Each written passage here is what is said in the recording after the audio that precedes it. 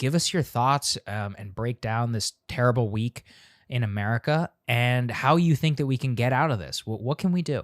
Well, I want to even go, I think it is a terrible week, but I don't think it's a terrible week for the same reasons that everyone else seems to think it's a terrible week. One of the things that's going on is that we have a very strange selective memory. And the selective memory doesn't remember the fact that we've had bombings in the Capitol building. We've had, I think, a Jewish suicide bomber in the Capitol building in previous times. Puerto Rican occupiers. It even goes deeper than that. Yeah. Right. So the fact is that the optics of this week are absolutely horrendous. We had a police law enforcement officer beaten to death with a fire extinguisher, which, you know, I really don't even have words for that. But I also think that in part, we're not really capable of having the discussion about what really happened. Maybe we could, let's start with the Viking. All right. We had a Viking taking pictures, playing around, I don't know, in the Senate or the House. And I think that this really gets to the heart of what's going on, which is that we are LARPing our way into Armageddon. And the seriousness of this, you know, all of the talk of civil war and all this kind of stuff, is weirdly not getting our opportunity to find the off-ramp.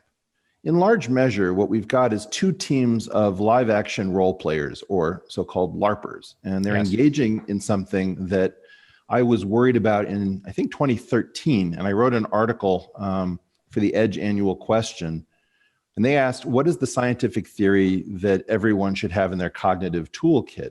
And I had several ideas. I was going to write about regulated expression in genetics. And I said to my wife, you know, the thing I really want to write about is kayfabe.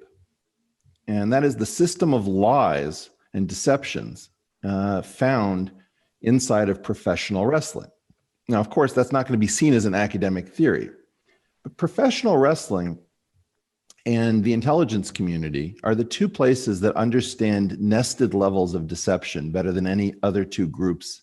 And they're light years ahead of psychology departments. So part of what's going on is that we've got two national LARPing complexes that are engaged in what I would call kayfabe. So we have Vikings, people are posing, stealing the lectern, I don't know, from the House of Representatives, thinking that they're at some kind of a rave or a party. Maybe it's Burning Man for politics, not clear. That situation can go completely insane and become real in a way that I don't think people appreciate. So I often pose the question, which is more real, mixed martial arts or professional wrestling? And I would say professional wrestling by a long shot. If you look at the list of deaths associated with professional wrestling, it doesn't get more real than that.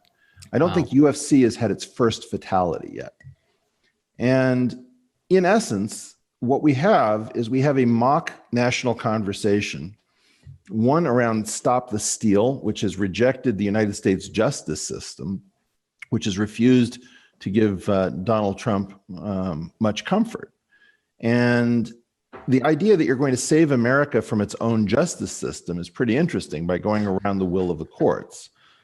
So I think what we have here is we have a national meaning crisis where there are people who have very little future and there are people who still have a future. And the people who still have a future are selling LARPing to two teams, you know, one of which is WOKEistan and the other of which is MAGAstan.